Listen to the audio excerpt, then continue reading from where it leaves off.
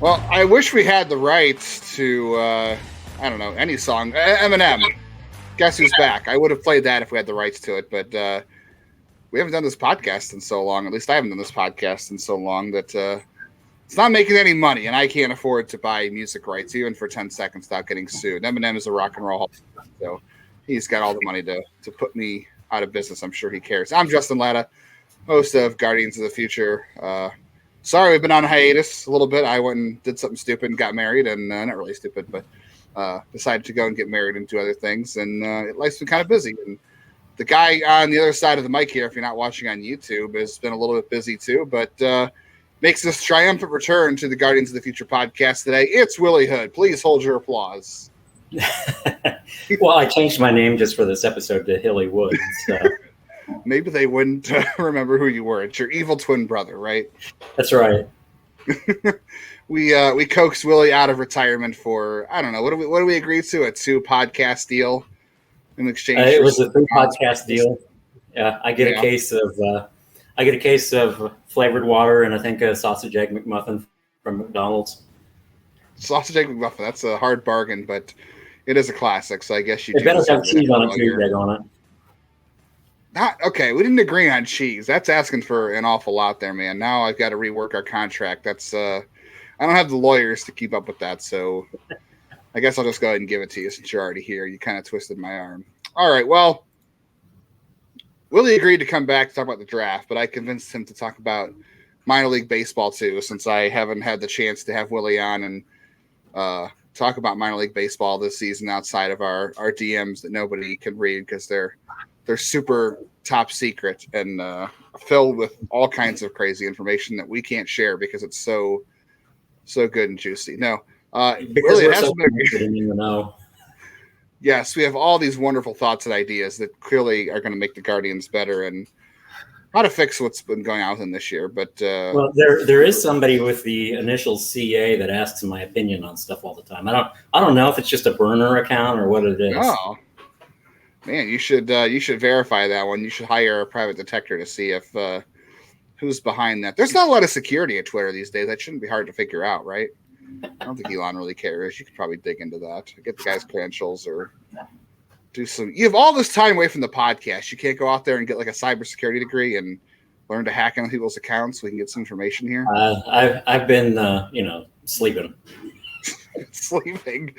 Leaving me here to talk to everybody on the podcast. Everyone's sick of my voice. So the numbers have been terrible. So now that Willie is back, I expect that our numbers will be fantastic. And if they're not, I can blame it on Willie now instead of myself, which feels all my fault.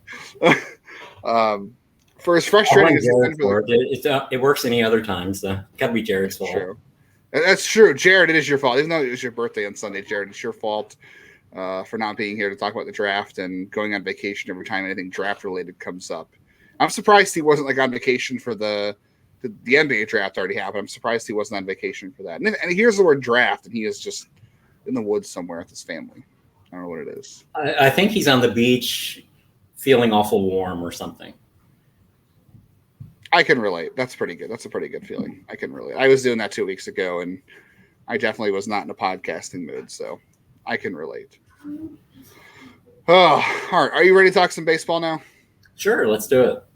All right. It's been a frustrating first half for the Guardians, and it's been a frustrating, first half of the minor league system. I don't know how much you're watching, but it's a rough year. Nobody's having a great minor league seasons for the Guardians system. I mean, Tanner Bybee's up. That's great. Gavin Williams finally came up. That was good. His first start was okay. Bo Naylor's up, Logan Allen's up. Probably all things that we didn't expect to happen before June 26th, I suppose. But they're all there. But like outside of that, what are the minor league wins this season so far in the first half? Like, what has been the good news? Because Justin Campbell's not pitching this year. I don't think Dylan DeLucia's pitching this year. Chase the Lauder finally looks like he is close to getting to an affiliate. We'll touch on that. Like all the good news outside of that is happening down at Arizona and the DSL, right? That's about it.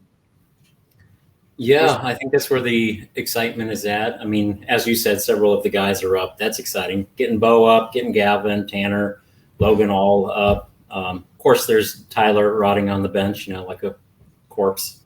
But that's another story for another time. Oh my God. Yeah, I didn't. I mean, I didn't expect Tanner and Logan to be up as soon as they were this year. Obviously injuries necessitated those call ups, and they've both pitched pretty well. I am curious to see how they will manage their innings in the second half with that. I mean, you look at all these call ups, like how many years did we do this podcast and we talked about how the system is coming along, the system is coming along. You had your Tyler Freemans, you had your George Valeras, you had your Bo Naylors, and they were all, Lake County or Akron at the best. Now they're all up, and then you include guys from the 2021 draft class in 2020, like Allen and Bybee and Williams. And, you still have Espino, you still have who's, obviously not pitching this year either, and probably not most of next. You've got Rocchio, and after that, like, the system takes a hit, and it's kind of weird. Like, I feel like all the prospects we've been talking about for years that were ready to come help this team, we've got a couple more coming, and you hope that they're going to impact the team like Rocchio and Valera. And I don't know if it's going to be Valera this season, but, and I'm not Rocchio either because, Ahmed's going to get an extension for at least the rest of the season, the way things are going. I'm just wondering, like, when is the next? Is there enough there to hold them over until the next wave? Because all these prospects we've been talking about for the last 3 or 4 years are up or they're contributing, and there's not a ton left in the way of reinforcements. Like, is it going to be enough? You said the next wave, and I'm sitting here thinking, who's the next wave? Can you identify those guys for me? And that's not sliding the system, because I do believe that there's depth and talent there. I think some of it is in the deeper minors. Welvin Francisco, of course, I'm very excited about, and Jason Chorio. Seeing a guy like Robert Perez emerge and Dan Frias in Lake County, Yordis Valdez, having some guys like that emerge and potentially maybe become role players or utility types later on is a good thing. I mean, that never hurts your depth. Seeing Cade Smith develop and potentially be a bullpen arm too. There's small wins, but where are the big guys? Losing Espino hurts a lot. All the graduations definitely hurt. And then there's the case with George Valera too. It's like, I mean, what's he done this season? It's like a wasted season for him. You mentioned Chase DeLauder and the foot injury. It's seemed to beleaguer him all year until these last few games. Hopefully he is finally healthy and finally able to perform. I mean, that's the hope. The second half is, let's see where these guys go from here at this point. It's been kind of brutal, as you alluded to, but let's not forget the wins that are there, because there are some wins for the organization to pull from the minor leagues and to produce like they are, especially over the last few years. Gabriel Arias, I joked about Tyler Freeman, even Will Brennan. Steve Kwan was a rookie last year, so that's the thing, is they've been graduating a lot of guys. So a lot of the talent that's on the field is graduated from their minor league system. I do feel like, yes, they need some more pieces, and I wonder, is that going to come by trade or draft or how that's going to happen? But I won't get too deep into the Shane Bieber trade thing, since I did like 40 tweets on that in a couple hours of my day. Wrote a whole dissertation on it. You earned your doctorates on. If you haven't seen that yet, it was like literally. I covered about every angle. You did. No, I think you covered every angle, every rhombus, every triangle, every rectangle of that possible trade possibility is out there. No, you're right. There's definitely wins. I shouldn't be too negative here. Like Joey Cantillo, he's in AAA, and he's the walks are still an issue, but he's in AAA and he's at 58 innings, so he is moving along. He's healthy. That's a win for him, and he's in AAA. So like he's moving along. You could take that as a win. I've been joking a lot with Jeff on Lockdown Guardians, and he's been joking too. But maybe it's not a joke. Like Tanner Burns, he's a guy who's all kind of fallen in prospectum for a lot of us. And I still think the upside there is probably like, a 6-starter swingman, like a Xavier Curry type pitcher. But he's been healthy this year, and he's been pitching, and the ERA is fine. He's striking batters out. So, like, I'll take him as a win a little bit, I suppose. There's some other pitching victories. Like, I don't know, Parker Messick in the second half. He should be in Lake County. Why is he not in Lake County? I know why he's not in Lake County, because they've got to find innings to replace him in Lynchburg, and that's hard to do because they never have any pitching at the lower level below that, because it's all international or high school kids who are not ready to make the jump. So he sucked there all year. But Parker Messick he's been fine. If maybe not super exciting, but he's been about what you probably expect. So he's been good. I'm gonna keep saying it until I'm blue in the face. I think the last couple starts for Doug Nikhazy have been good. I know the last one was pretty ugly, but I feel like he's sort of turned a corner. Ryan Webb's back on the IL, but that's an oblique. He's had some good starts this year. Will Dion, despite the fact that I've never seen him throw a pitch in the minor leagues above 91, he's pitching well at Double-A, and it kind of makes me think that if his stuff works at Double-A, he can at least be, I don't know, an Adam Plutko. Does that sound about right? So I think that's a good thing. And then Mag, I don't know. Maybe he's Kershaw. He is Kershaw, deck on it. Yes, he's definitely a future Hall of Famer, even though Clayton Kershaw was 3 years younger when he debuted in the major leagues than Will Dion currently is now. And then at the lowest level, I guess who is the biggest winner? Is it Magnus Ellerts? Is that the most exciting development? He looks like a future relief prospect. I want to see what he does at Lake County and then obviously Double-A. But him and Sean Rapp both had good years, good first halves in Lynchburg. I'll throw out Hunter Stanley, and I think he's possibly a middle reliever, somebody that that I've been on since they drafted him and said, hey, this guy should be a reliever. Surprised they haven't just gone fast track reliever with him. But, when you need innings and he needs development, leave him as a starter for now. It's not going to hurt. It's not like he needs to be added to the roster. So go ahead and get the development that way. But I think his upside is a middle reliever. I like that you mentioned Sean Rapp and Magnus Ellerts, two of the guys that haven't been getting a lot of love. Adam Tulloch and Zach Jacobs down in Lynchburg have been performing well. We shall see when they finally do move out of there, whenever, if ever that is. They may be stuck in purgatory because there has to be arms to replace them, and I just don't feel like there's arms coming from below them to replace them. And none from the draft. Yeah, they're not going to place a lot of guys from the draft out into the system this year. We know that. And when you look at last year, it's disappointing. 4, I believe it is, of the arms that they selected last year are already out for the season. DeLucia, Gio Rivera is out. I don't know if that's for the entire season. Didn't hear exactly what that was with him. I think it was a 60-day IL for a elbow sprain, which definitely, I hear elbow Always sprain. Want to hear that. Raises concerns about Tommy John, but I won't mention Tristan McKenzie right there. Then there's Dylan DeLucia and Justin Campbell that have been injured too. So it's been interesting. I'm sorry, not Jack, but Jacob Zibin as well. He's out for the entire season, and he was already one of the younger prospects facing a longer road in front of him. Big upside. Now there's more question marks that have to be answered post Tommy John for him.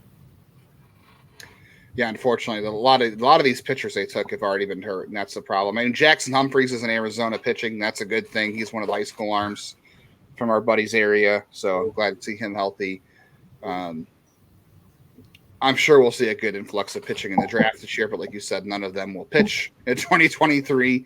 And maybe you'll get a couple pitching late in the year at ACL. I think there was 1 or 2 guys that went to Lynchburg for an inning or two at the end of the year, and Joe Lampe had an at bat or something like that in Lynchburg at the end of the year. So you'll get a handful of stuff, but not a lot. They sent out Davenport, I think it was a year or two ago, to Lynchburg. Jacobs, I think, went to Lynchburg last year for an inning. Lampe, and then it seems like there was maybe one more. But don't anticipate a whole lot of that.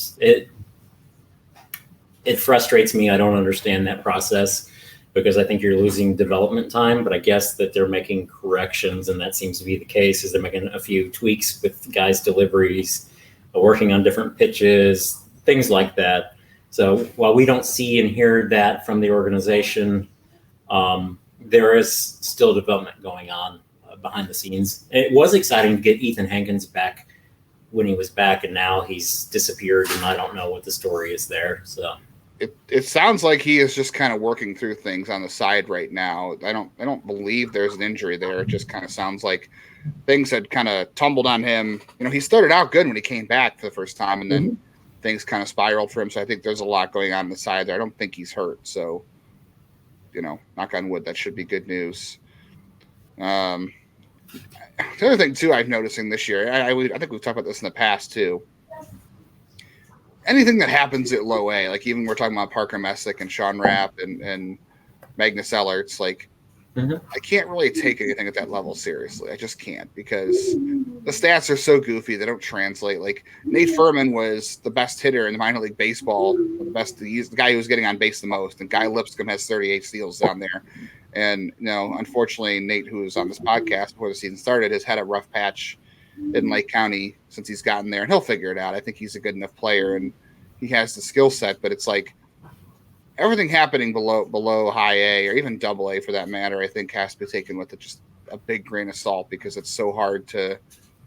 I don't know. You can't scout the stat lines on those guys either. Like that's the thing. You have to really be watching what's going on. Because look, Joe Lampe, who I like too, was on fire in the month of April, right? And he has cooled off significantly since.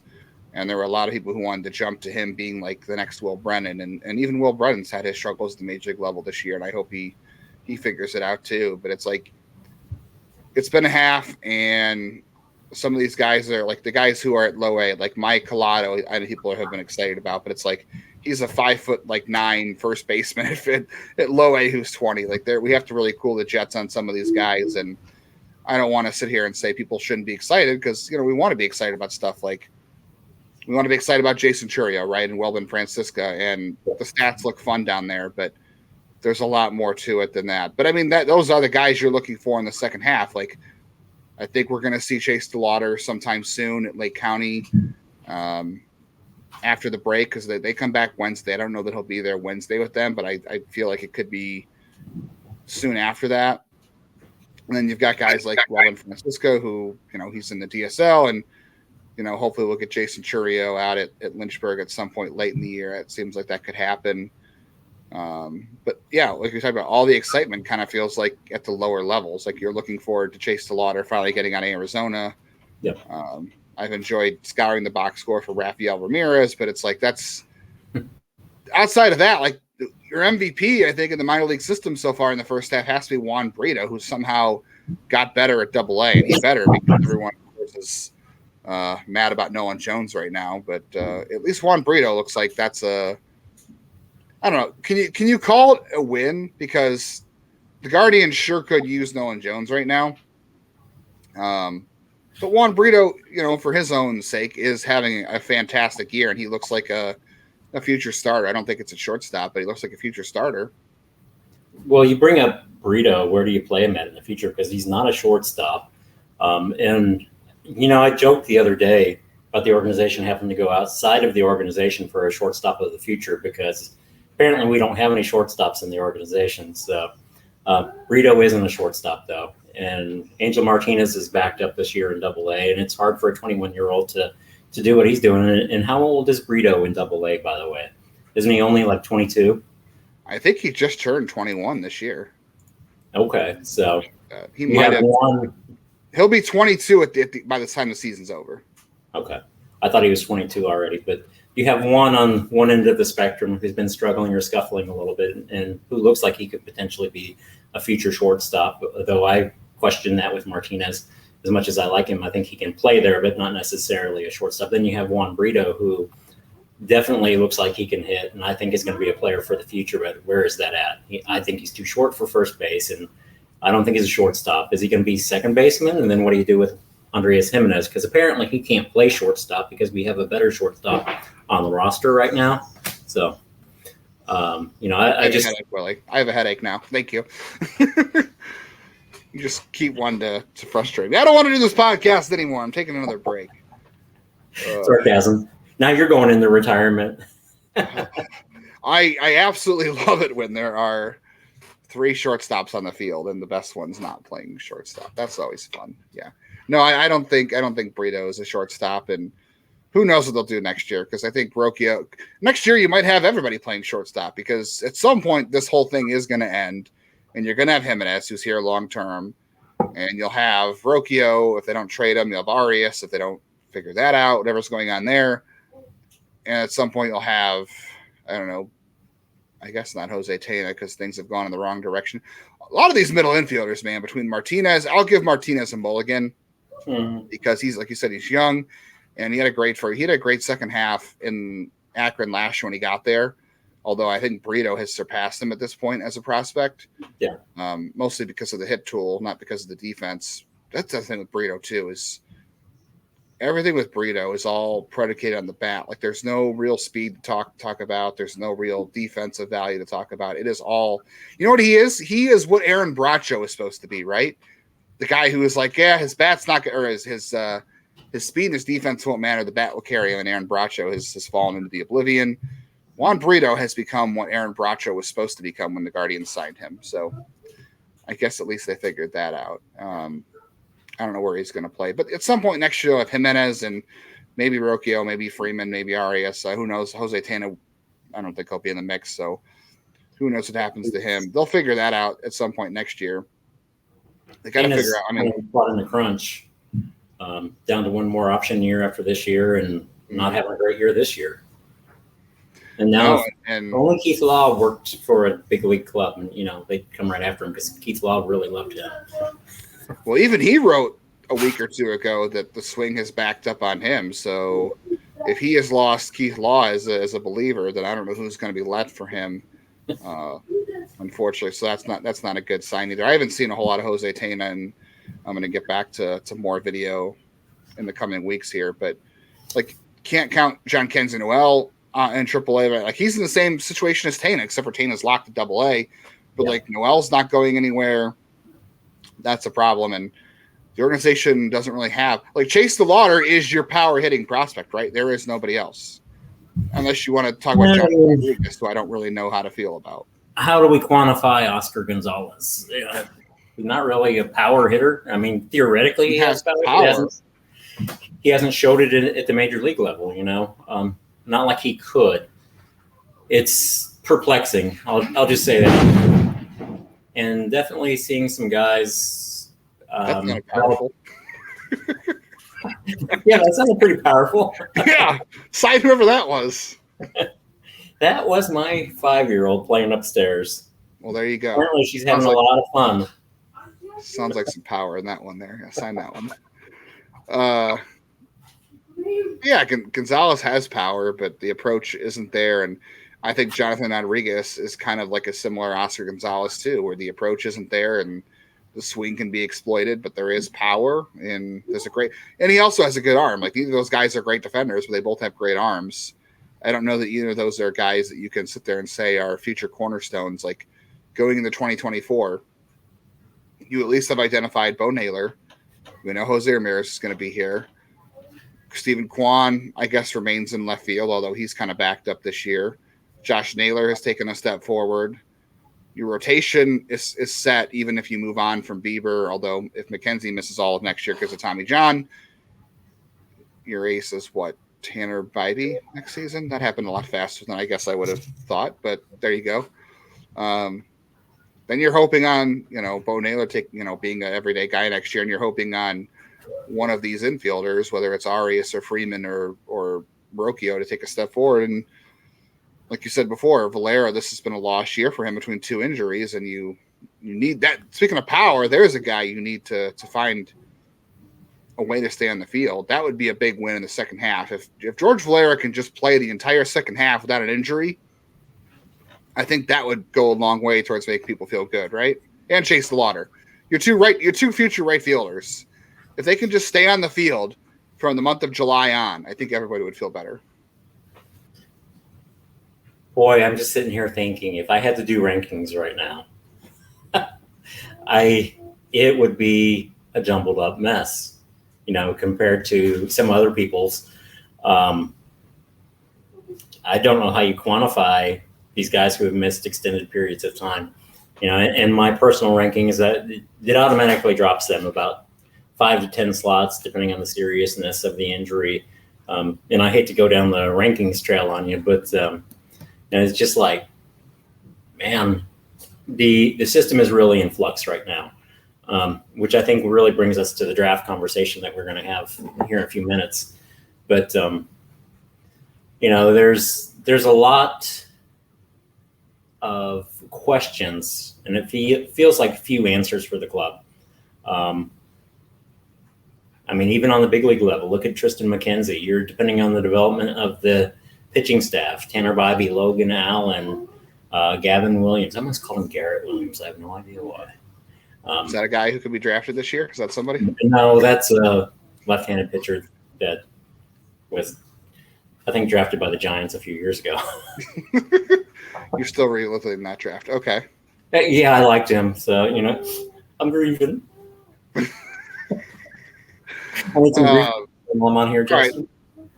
Right. That is a good transition to the draft talk. So let's do this. Let's say, just so we don't leave people on a sour note, what is one thing you're looking forward to in the second half of the Guardians in the minor league system, and what should get people excited for the second half in the minor league system? Eric Sabrowski. That's one thing I'm looking forward to. I'm going to go ahead and this time.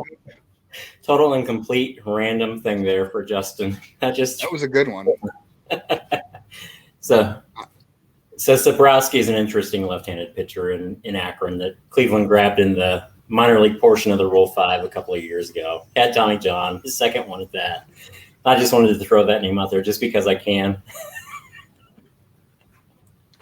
I don't have a response to that. That's great. I don't have any response. How about this? Juan Zapata was the pitcher of the week in High A this past week. That's what I'm excited about now. Yeah, he's 24 too. So things are going good there. I'm excited to watch Jaime Ari in the second half. Oh wait, no. It does bring me up to something, and I tweeted about it over the weekend. But their approach to international talent, specifically the pitching, there is no approach there. It's get the guys that will sign for $10,000, and then draft a bunch of college arms. I mean, frankly, I think they have to start assessing what are they doing and why are they doing it. And I understand risk mitigation, but you're also running a more than likely a bunch of arms out there, and you're lucky if one or two of them are going to develop. You're a lot less likely to get anything significant. So you're already handicapping yourself in the race. That's like going in a three-legged race with a blindfold on, And that's exactly what they're doing to themselves. Is they're limiting the prospects that they sign, and then they're getting a ton of infielders, and they're causing this. I don't know what to call it. There's a log jam in the upper levels, but you have a ton of middle infielders in the minor leagues that they've spent all of their signing bonus money on, and now it's like, where is the pitching going to come from? And there's no depth below down in Arizona, for instance, to really call upon it. And I'm not slighting somebody like Jackson Humphreys, who's a high schooler down there. Brings me to Javier Santos Tejada, who's out injured right now too, or he was last I knew. Another one of the arms from last year that dealing with injury, and roster spots are tight. There's a roster limitation now. It's going to get lower. You're rostering guys that are less likely to make it from the beginning. I don't know. It seems to me like maybe they need to reassess what they're doing in the international market and even in the draft. And I think that's a good interlude into getting into the draft. But I think they need to reassess. I think it was Baseball Radar tweeted this morning or yesterday about their approach in the draft and how they need to focus more on maybe getting some more guys with more power and going right into it. Justin, Cleveland picks 23rd this year. They have an opportunity to get some guys with power. A lot of rumors that they're going to go with a bat. I don't know if that's going to be a college bat, a prep bat, but I can drop some names on you if you like. Right now, one of my favorites is Brock Wilken. If you didn't get to see him in the College World Series, he hit a heck of a home run a few days back now. But he's one that I think fits Cleveland's MO. Not your typical Cleveland pick, but if you look at the walk rate, you look at his zone contact and all of that, he really does fit what Cleveland does. I'm still not convinced that they'll deviate, but I'm trying to convince myself that they will deviate when you look back at last year's draft class and look how they deviated on some of the pitching that they went after. Magnus Ellerts as an example, Adam Tulik, Javier Santos Tejada, all of them were deviations from their previous draft model. So I'm hoping this year, that's a forecast of what they do this year with some of the bats too, that they'll hopefully go after a couple of bats. I think you have to deviate, even if it's ever so slightly. You have to continue to adjust and perfect, so to speak, your model, because your model, it needs to adjust. And in looking at it, a model is always a year behind because you're always looking at the year prior. So you have to look at what is available in the draft. You have to look at the talent that's available in the draft. Kylie McDaniel threw out the other day that the Yankees should spend on the draft this year, that they should be the team to do it and really stockpile, because looking ahead to next year, saying next year is a light class, but we don't even know that yet. I think it's too early to say that next year is a light class because of the development that can come. But Cleveland has to look at the talent that's there and available in this draft class. And, everybody knows I track their draft model. I've tweeted that out there. I've wrote about it. I even, screenshot a picture of what I came up with following their picks and where they trend at. My draft predictor says, they'll go college arm this year because they've gone college heavy in the last 3 years. I think it's a year to break those trends and to make yourself a little uncomfortable and pursue the talent that's available in front of you, whether that be a Yohandy Morales, a Brock Williams, a Chase Davis, those sort of guys. A lot of different publications are throwing out Cole Emerson to Cleveland as a possibility. And I don't think Justin likes him as much as I do, but I question the talent level that he faces playing here in Ohio. And I'm not dissing anyone, but everybody knows Ohio is a football and wrestling state first. So it's not a baseball state. So your development is going to come there, or I think your development is going to lack when you're a baseball player in Ohio. You're a little bit behind. So you have a player that's young for class and potentially underdeveloped. Cleveland could have interest there. He ran great contact rates, 84% in the zone and 85% out of the zone. That's a very consistent bat to me. A lot of people are saying potential for 60 grade hit tool. He did hit well over 300 with Team USA too. So, everything says that, hey, he can hit, but he's not going to be a shortstop. He's not fast enough to be a shortstop. That's all it is. And he'll probably move over to the hot corner. And then the question becomes, does he have the power to play corner? And he might, but he's definitely going to make a lot of contact, or he looks like he's going to make a lot of contact. I shouldn't say definitely, because you and I both know development can change with time. And some guys, they develop more power, and you see the batting average sag, and you think, man, this guy's going to be a high average hitter, and then they're not. They actually start showing more power. Yeah, we've seen a lot of guys like that over the years. I mean, Joe Naranjo is a great example of that guy we thought was contact over power, and now he's not hitting for a lot of power, not hitting for a lot of anything, unfortunately. No slight to Joe, but he's having a tough year, and he's become more of a three outcome guy than a contact hitter, which is really odd. I got a couple of responses to your draft stuff I wanted to say, too, on the heel end of our minor league discussion. I watched Steven Hajar last week, and he looked really good. He looks like another Sam Henches to me. Mm-hmm. He was 93, 94, and he had some control issues, but he had a good slider. So they got him healthy. They got him in that Benson trade. They got him healthy. We'll call that a win, and then we'll see what happens there with him. So I guess, I don't know, I'm excited to see some of these guys get healthy in the second half. I hope. I mean, if we get any of these guys off the injured list, and if Chase Slaughter's at Lake County, that will be the big second half win. I'm not really a big Colt Emerson guy. I think this is another year to go college bat heavy. And I think it's a good opportunity to remind people too that, for people who may not be diehards, you're not drafting for need. I know some people might say, well, they need to draft a power hitting outfielder. And you're not wrong about that too. It's a need at the big league level, and it's a need at the minor league level. So I guess if they go that route, you're not drafting for need. You're drafting, I don't know, you're still drafting best player available, right? And it's just the question of who is the best player available on their board at 23 on how things shake out. I think a good player is going to fall to them at 23 because this is a good class. Someone's going to slide. Like, early in the year, we talked about Braden Taylor. If he had more exit velocity this year at TCU, he would move up boards, and he did. And I feel like towards the end of the season, things kind of cooled on him, and it feels like he could be back in the Guardians range. But then you have questions of like, okay, does this guy profile at third base? Because I think, was it you or Jared who said he could be Lonnie Chisenhall? And I'm like, you know what? I would take Lonnie Chisenhall right now. Right. Honestly, wouldn't you? I think it was Jared. I would take a Lonnie Chisenhall right now offensively. I would take that kind of hitter. So that's fine for me at 23. I think it's got to be college bat. This is the second year in a row where college hitters are good. The only college pitcher I feel like you said your draft model this year says that they're going to go college pitcher at 23. The only guy I think that's going to be available for them at 23 in that category is going to be Jerron Watts Brown. And he doesn't strike me as being as good as Justin Campbell. He doesn't throw the same amount of strikes. He's a good athlete, but I kind of wonder about the other stuff there. I don't know. Joe Whitman at Kent State. Is that a guy you're comfortable taking at 23 if you're going college pitcher? Like, I feel like that might be overdrafting a guy who might have 2 pitches.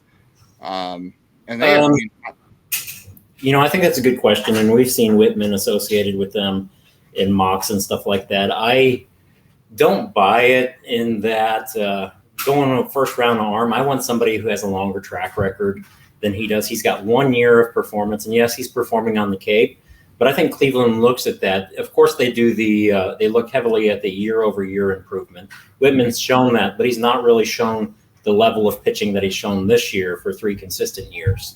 He wasn't that prospect, so to speak, even in high school. He's a guy that's emerged with time, which is great. That shows, he's developed, but is he at his peak in terms of development? Is this what he's going to be? Is he going to be a 4th or 5th starter in the major leagues, or does he have more development ahead of him? And, you mentioned he's a 2-pitch pitcher. I think the changeup is the one that lags behind. The slider is an above-average pitch. Maybe it's a fast-moving left-hander that gets to the bigs and helps the team out. If Cleveland is going to go that route, it's to buy him down, so to speak, save some money, and push that money down the board. I think Cleveland is in a great spot at 23 because I think there's any number of guys that could slide in this draft. Because of the quality and the quantity of talent that's there, I think there's so many guys that are very similar to each other that are going to be graded by organizations very similar. You mentioned Braden Taylor, and I think I mentioned him the other day, which is what got Jarrett to say he could be another Lonnie Chisenhall. I would take Lonnie Chisenhall production, by the way. And I would too. Not a good thing. I mean, it's not a bad thing, but it's also, I don't know. No, I liked Chisenhall a lot. I was a fan of his, probably more than I should have been. I would take Jason Kipnis. Give me that sort of production. And that's what you're looking at in this sort of draft is there's college players like that, even into the second round.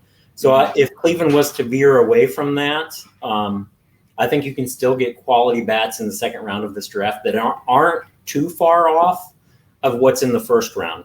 I think there's going to be starters. You're talking about maybe some guys that develop into average major league players.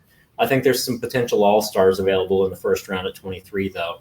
I think Cole Emerson is one of those potentially in a few years as a third baseman. When I say an all-star, I think he could go to an all-star game once or twice. Not a perennial all-star, not somebody like a Dylan Cruz. I think somebody like Enrique Bradfield could be a perennial all-star because of his speed and the way that the game is played today. He reminds me a lot of Estuary Ruiz, who we saw a week or so ago now at this point. That top of the scale speed. There's a player very similar to Bradfield, Dylan Head, that will be available or that could be available at pick 23. Nolan Schonnel looks like he's probably past Cleveland right now. Somebody I thought at one point he'd been connected. Yes, absolutely. A guy that hits well above 400. You have to look at him. I mean, the dude just hits. If he's hitting well above 400, I know it's Florida Atlantic. He also hit 3 home runs when he was facing Florida this year. Bad Cape data. That's the thing with him. And yes, my concern there is he's a first baseman. Yeah, that's the thing. Like, okay, you look at Chase DeLauder last year, and he was a model-friendly player because he's young for the class, kind of young for the class.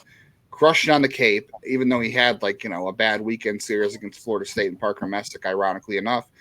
There's at least enough of an athlete there to play a corner outfield spot. And with Nolan Chanel, he's a first baseman only. So that's so much pressure on the bat. And the history of college first basemen in the first round of the draft is not great.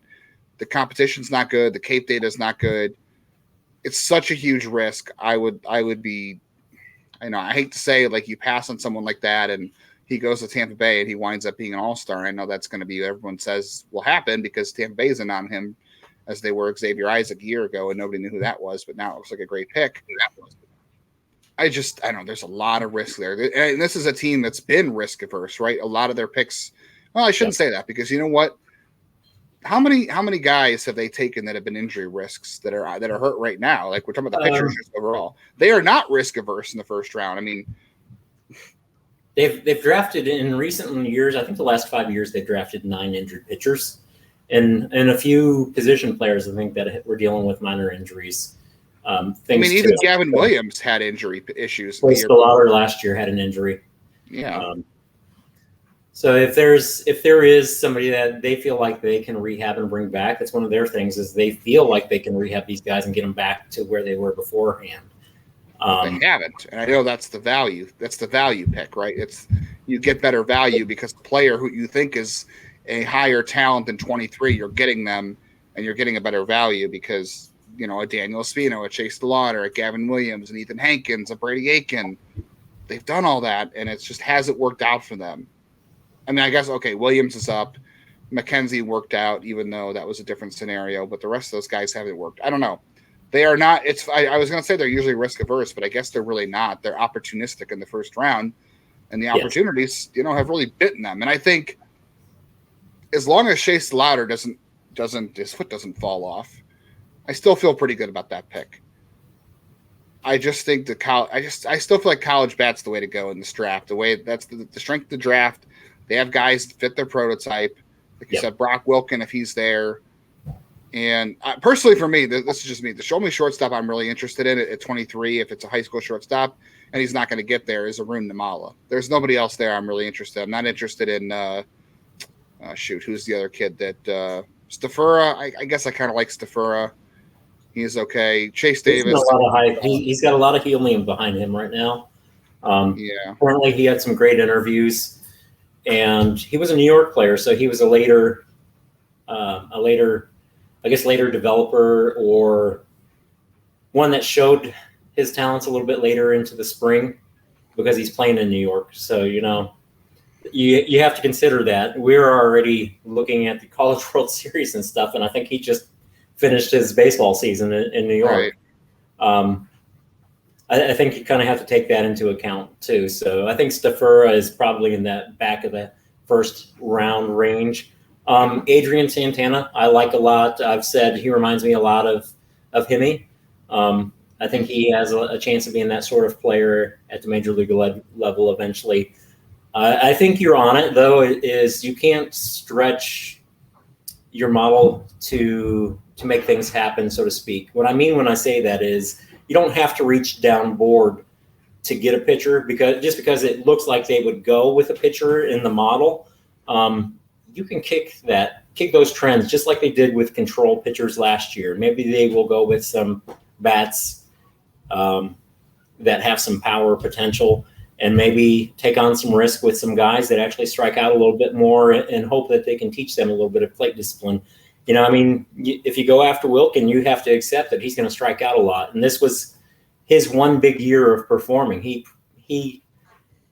That's the knock. If I had one on Wilken, this was his only year that he looked like this level of a prospect. Now, he changed his profile because he walked more this year than he struck out, significantly more at that. In the past, he'd struck out more than he'd walked. I mentioned Noah Channel a moment ago, a guy that he had the Brandon Geyer tool set because I believe he's been hit 18 times too. So he just knows how to get on base. Channel will get on base and he'll get on base a lot. I think he's going to be a value pick somewhere between pick 15 and 20 now. I think he's gone that high in terms of value, but because he's going up, I could see a player like Matt Shaw sliding, a Tommy Troy and Enrique Bradfield. All of them could slide. But my question now goes to, what if it's Blake Mitchell? Do you make that pick? Blake Mitchell, for those who are wondering, is a high school catcher who I believe he's committed to LSU? Blake Mitchell? I think it is. Yeah, he's a fantastic player. And the last time they went, well, Bo Naylor wasn't necessarily a high school catcher. He was a high school athlete who they decided to move to catcher, who could catch. Kind of a utility player. Yeah, and I think Blake Mitchell is definitely a catcher. There's no doubt there. I don't know. There are some interesting catchers in this draft, too. Like, this is, if they're going to go out and finally put some catchers in the minor league system, this is a year to do it. There are some guys out there. There's Cole Carrig. There's who's the guy you guys like from the small school that's improved this year?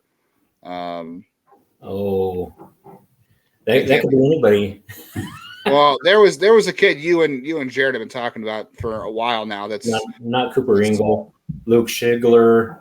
Well, there's him. No, it's a kid from a smaller school that I was like, oh, I don't really trust that because he's from a pretty small school. I know you got to scout those schools, and I can't. Cooper. Well, there is Cooper Engel, but he's a Clemson kid.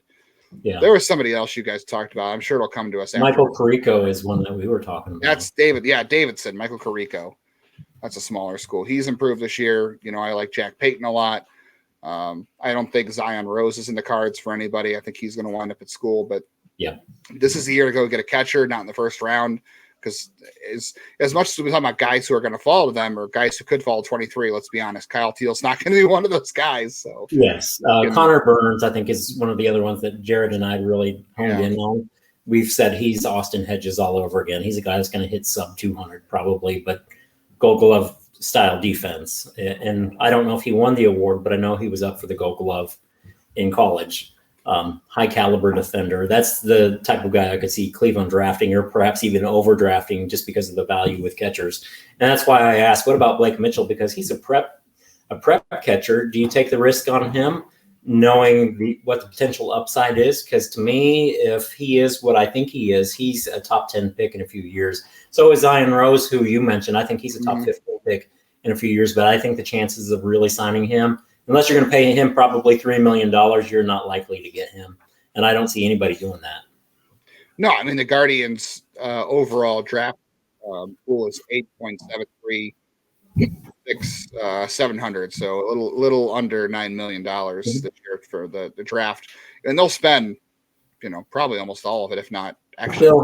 They'll go above that. They'll go to about 9.1. So about 9.1 million is what I think they'll spend. That's including the 5%. They do that about every single year, is go over when they can. They've shown the willingness to spend in the draft. I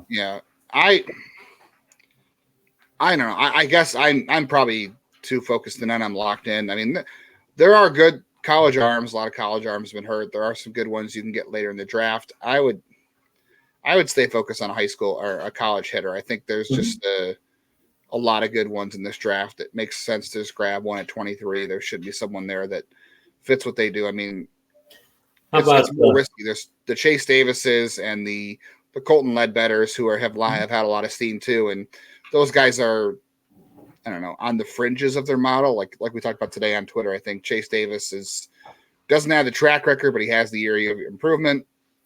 Colton Ledbetter kind of has more of their data set, but it's a 1 year track record as well, and they look very heavily at sophomore years. I don't know, but they're just like you said. Tommy Troy could get to them, maybe. I think it would be a giant win if Matt Shaw got there. I think Matt Shaw is the guy that makes the most sense for them because he has the consistent performance in his college career, and he has the Cape data to back it up, and he doesn't strike out. He's got power. He is everything they really definitely need. But what about Yohandy Morales? Yeah, I feel like Morales probably, I don't know. It depends on how much they want to deviate from their usual models. Like you said, last year they did deviate a little on certain pitchers. Do they maybe deviate on hitters this year and take a Morales who doesn't strike out a lot, but he strikes out enough where it's kind of on the end of their range?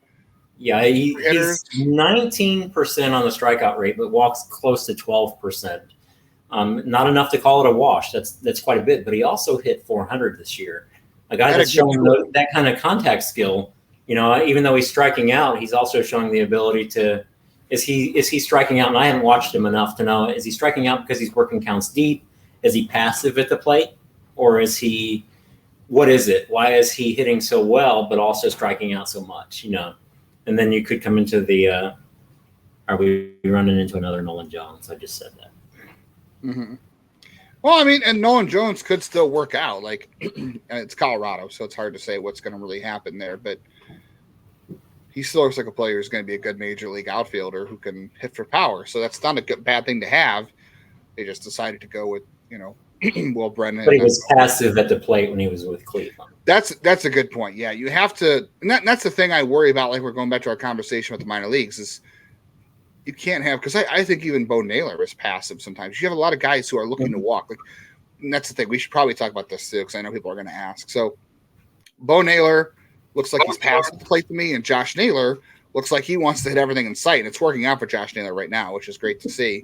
Bo Naylor to me looks like he wants to walk sometimes, and that's not a thing you want from guys. Like, it's okay to walk, but you got to take the walk. You can't go up there looking to walk. And Naylor, the two older Naylor brothers are two very different hitters in terms of what they're trying to do up there. And let's address the Miles Naylor thing, because someone's going to ask if we don't talk about it. I personally, maybe you're more of an expert than I am. So let me say this first. You can tell me if I'm right, if you think I'm right or wrong.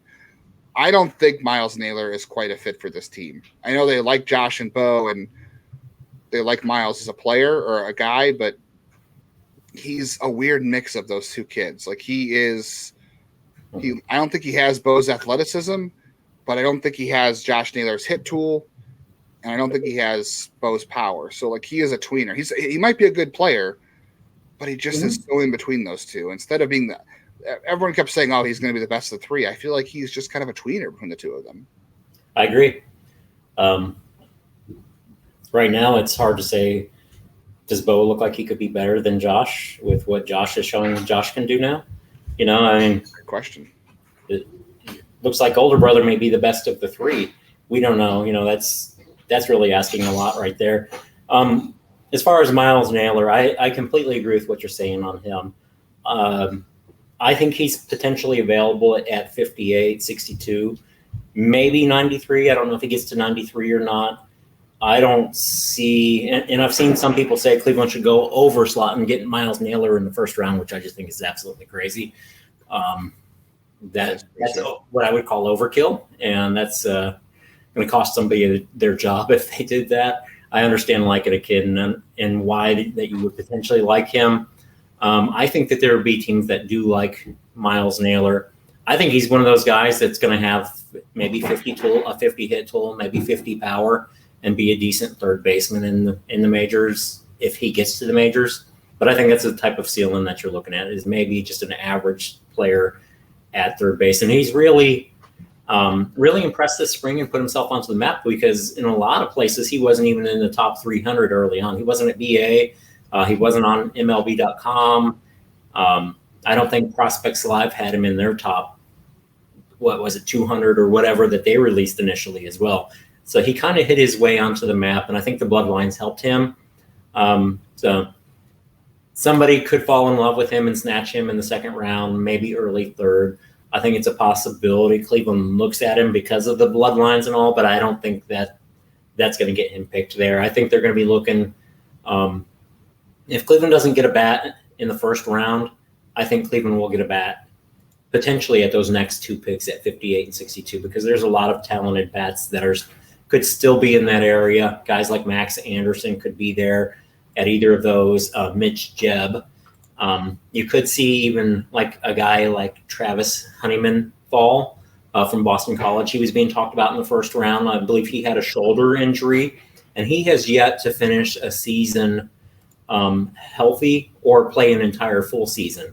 That's a little side note on Travis Honeyman. As much as hype as he gets, so to speak, as being a first-round talent, he's not finished a full season or played a full season since he's been in college. That could be something that Cleveland likes about him, though, because as you said earlier, they've taken some chances on some of these guys. They have.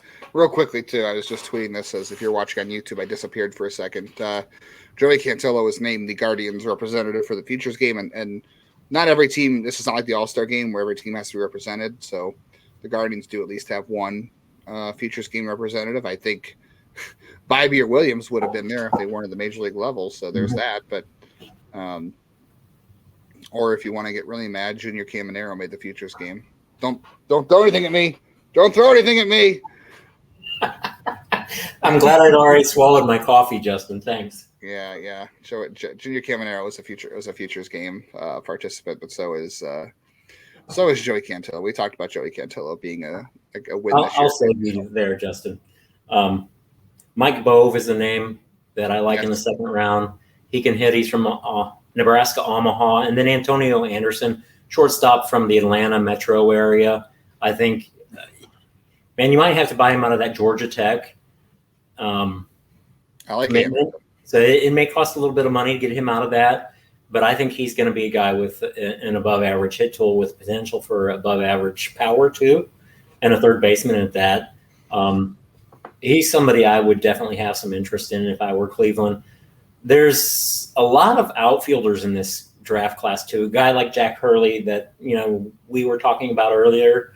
He's somebody I could see falling into the top of round 2. He's not going to get to pick 58 or pick 62, but there's a lot of secondary outfielders. Colton Ledbetter, you mentioned earlier. Spencer Nivens from Missouri State, I think it is. Some other guys there. I like Caden Sorrell a lot, a high school player from Texas that could be, like a third, fourth round type of pick. Somebody that would probably require an overslot. He's got good bloodlines and showing some really good tools all around. I say all that to say is there's going to be a lot of bats available. I like a lot of the college pitchers. The guys that are more than likely going to be second round, third round, fourth round, fifth round type guys like Zach Thornton, Seth Keener, Tanner Hall, those type of guys. Kiefer Lord. Give me Kiefer Lord. Yeah, I like Kiefer Lord. I know he kind of fell off towards the end of the year and he might fall down the boards, but if you can get Kiefer Lord at 93, I'd absolutely love that. And this is the thing too at Cleveland is they don't have to take a pitcher in the first round or the comp B pick to develop them. They can take guys in the third, the fourth, the fifth round. Logan Allen, Tanner Bybee, Shane Bieber. They have done a fantastic job with guys who are not first-round arms. I think that's the thing you can feel most confident about is if they don't get – and this is not a good class of college pitchers. Like, we would love Rhett Lauder or one of those guys. Obviously, not getting down there. Like Hurston Waldrop might be a guy that could be a college pitcher on their radar at 23 if he gets there. Yes. And I wouldn't be mad at that, but they don't have to do that because they can develop guys lower. Like obviously Gavin Williams has worked out so far for them, and but most of their pitching success has come outside of the first round in terms of development. So you can feel good about that. Yeah, Eli Morgan, James Karinchak. I mean, Zach Plesac was a 12th round pick. So and here's if this we don't have much time left, but here's a philosophical question to leave people with, and I want to at least throw some quick names out there for the first night of the draft. We can.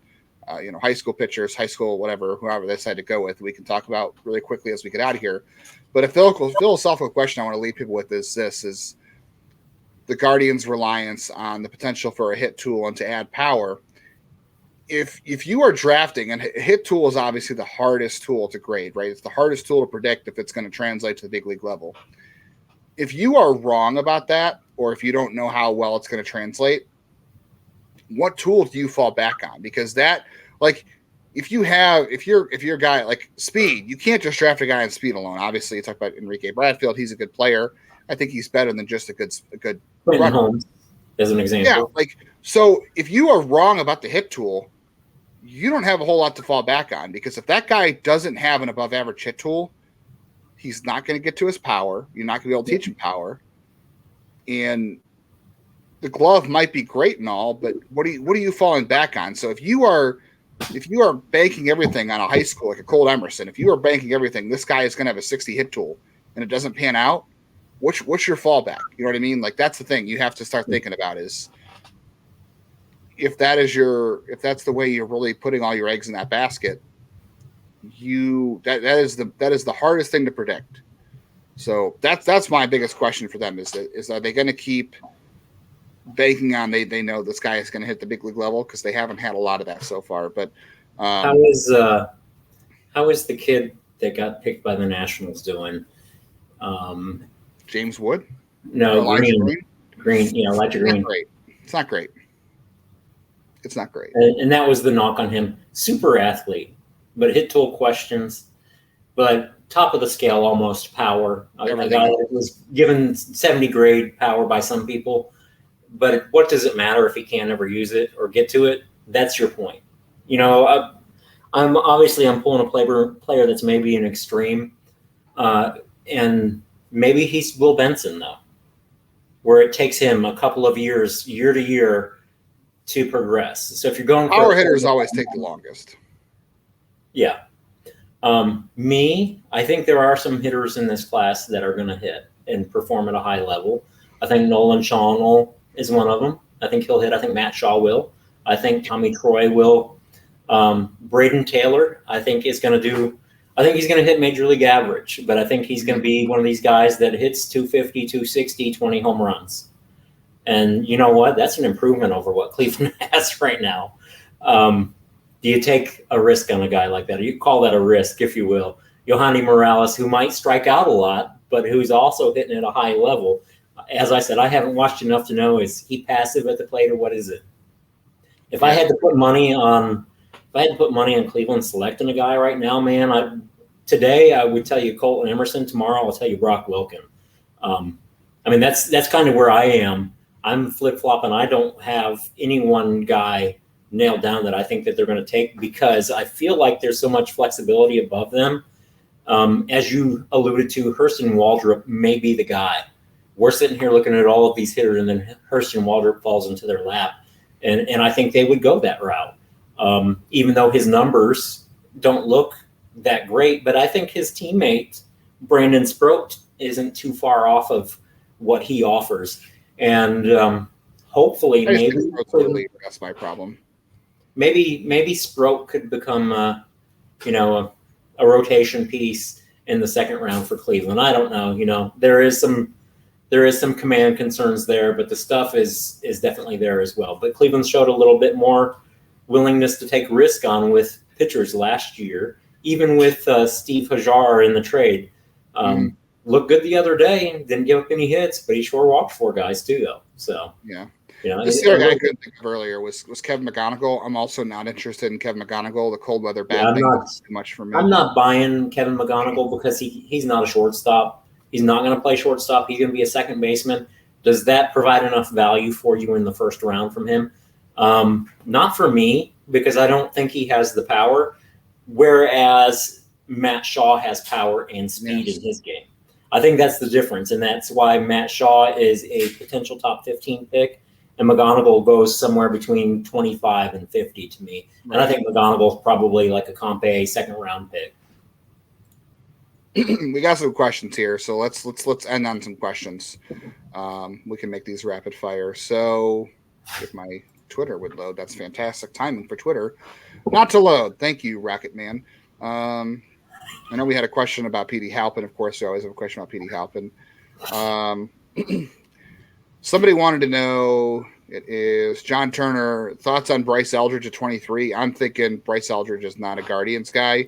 I think the White Sox would probably take him at their pick, which is 15. I think Bryce Eldridge. That's a little high for Eldridge to me, but possibly. There's been some rumors out there that he's a top 10 pick for a team. So who knows? Maybe the Royals love him and we'll take him at 8 and then cause another player to slide down the board to Cleveland. That's kind of the way I look at that. He's got some fun tools, but I just don't see him as a Guardians type guy. And he's 6'7", and the history of guys who are that big is not great. So I like him more as a pitcher than I like him as a hitter, and he's not I don't think he's considered really a first round prospect as a pitcher. Right, that's the problem. Luke's got a couple here, so let's try to get these quickly. Guardian, you're making the pick for the Guardians, assuming none of the guys top 20 chatter fall. Who's your pick? Brock Wilken. I'm 100% with you there. I already tweeted that the next time Brock Wilken takes an official at bat, it's going to be. Oh yes, and I said you jinxed it. Basically, now you can just I did. Mid-round I love picks. Tommy Hawk to his college teammate. I got to throw that in there. That's next year. Yeah. We're already talking about next year. Nick Kurtz. Take everybody from Wake Forest, obviously. That always works Seth out. Keener. We got to go Seth Keener. Yeah. Mid-round picks, 5'10". You say, yeah, he's a Guardian. We talked about a couple of those guys. You said Mike Boev is a guy, 5 through 10. Jack Payton, I think, is a 5 through 10 guy. I'm super interested in Zach Thornton. Yep. From Hunter Holland. As well, guys. Yeah. Liam Sullivan. Yep. Alonzo. I don't know if they'll go with Alonzo Triddle. He got hurt, so I'm not sure about that one. Jackson Ballmeister, I don't know where he ends up. He seems like a Guardian type guy. He hasn't served the command, but he's also a sophomore too, sophomore eligible. So yeah. Sean Sullivan. Sean Sullivan is a Guardian. Oh, Sean Sullivan. Yeah, I like Sean Sullivan, and I like Liam Sullivan, who you mentioned already. Yeah. That's what I said earlier. Is there's a lot of pitching that I like, but these guys, a lot of the ones that I like are going to be second, third, fourth, fifth round draft picks. Your Keeners, your Tanner Hall, was Zach Thornton. A lot of those guys like that are going to be there in the second round. There'll be maybe third round, fourth round there too. I hope Cleveland will go after a catcher or two for all these pitchers, but I think this draft is going to be a pitcher-heavy draft, as I alluded to earlier. Look for that more middle round. I think we'll look for bats the first, probably 2 out of the first 3 picks would be my guess. Yeah. Luke also wants to know about middle round high school bats. Caden Thorell was one I mentioned. Got to look at the infielders because Cleveland does that all the time, like your Jake Fox, Milan Tolentino. There's always somebody there that they'll pluck. The ones that I really like, was Jake Brown, a high schooler that may be like a third round pick. He's a high school. He plays center field, but he's also a high caliber pitching prospect, more as a pitching prospect than a center fielder, but he's an athletic pitcher that I really like. I know Jared loves him. Justin, Antonio Anderson, right? I mentioned Antonio Anderson. Yeah, he's the one probably round 2, comp B. I don't know. I haven't looked too hard into the prep bats in that range. I've looked more at college bats and the college arms because that's kind of what I'm anticipating there. But, they'll always grab one, just like they did Jake Fox. That's about it. I mean, we had questions about Juan Brito and what does he have to do to get to Columbus by the end of the year? I think he will end the year in Columbus at some point. Our buddy Nunzio said, do you see Juan Brito getting some reps in left field? I could see him moving to the outfield. Yes. Definitely needs some versatility there, and they could use him. I don't think Petey Halpin gets to AAA by the end of the year. I think he's going to be a level a year kind of guy. Yep. Yeah, that's about it. So, we went through a lot of guys. Oh, Dylan Cupp. Did you mention Dylan Cupp? No, I'm not on him. Okay, you're not on Let him go to school. Who? Let Dylan Cupp go to school. Yeah, where is he committed to? I think it's LSU, but I can't remember. He was one that was pretty high. I've never been on. I think he's an older shortstop. Doesn't really have the speed of a shortstop. I think he ends up over at second base. Interesting. Okay. That's about it. I mean, you got to go. I got to go. It's been over an hour. Willie, thanks for coming back and doing this with me. It was a lot of fun. Maybe we'll do it again soon. Do you want to do it after the contract says 2 more shows. 2 more? All right. Well, hey, I'm available next week. So we'll hop on next week too, assuming our schedules align, and then definitely one after the draft. Yeah, so the draft is July 9th, so maybe we can hook up on something. July 9th, 10th, and 11th. So. Yeah, so maybe towards the end of that week we can hook up on something, or the following week. But we can either come back next week or we can come back the week before the draft and see what chatter is happening, because that'll be the week before the All-Star break as well. Yep. Sounds like fun. fun. Right, well, Willie, thank you again. It was good to catch up, and thanks for listening. And if you are listening and you have been waiting for more content, I apologize. But hey, anybody that maybe they haven't listened in a while, they've forgotten about us because the schedule's been inconsistent and it's just been me rambling. Let them know we're back. We're gonna be back. I don't know if it's gonna be every week, but Turns out doing a podcast every day doesn't make you want to podcast more, believe it or not. So thanks for listening. Thanks again, Willie, and tell a friend, let them know we're back, and hopefully we'll be back more consistently, and let's get those numbers back up. So thanks everybody for listening, and we will catch you next time.